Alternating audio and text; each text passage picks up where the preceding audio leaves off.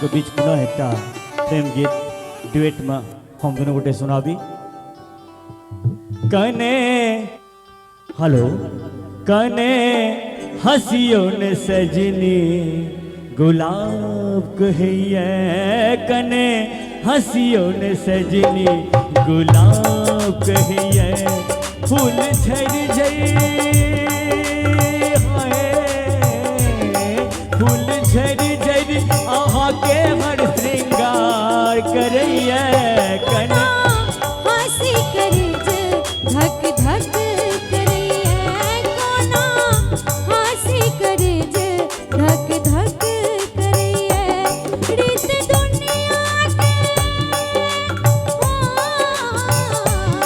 रीत दुनिया के हमरा खबरदार करैया, हसियो न सजने गुलाब कहिए, हंसी करे धक धक करैया। क्या बात है, बहुत बढ़िया।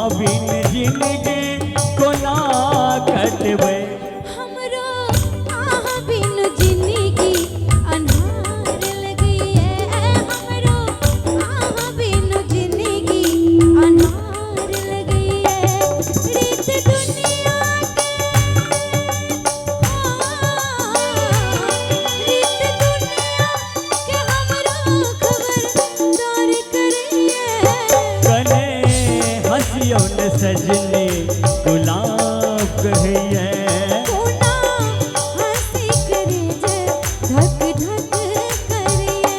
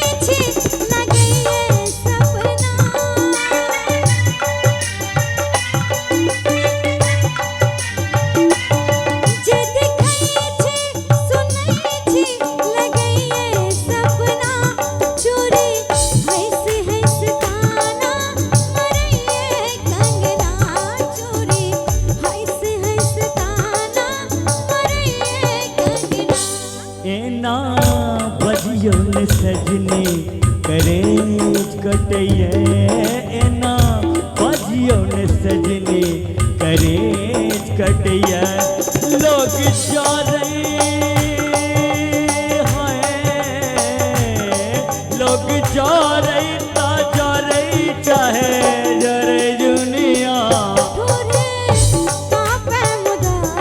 मन स्वीकार करिए थोरे कापे मुदा, मन स्वीकार करिए रीत दुनिया के रीत दुनिया के हमरा खबरदार करिए, कने हसियो न सजने गुलाब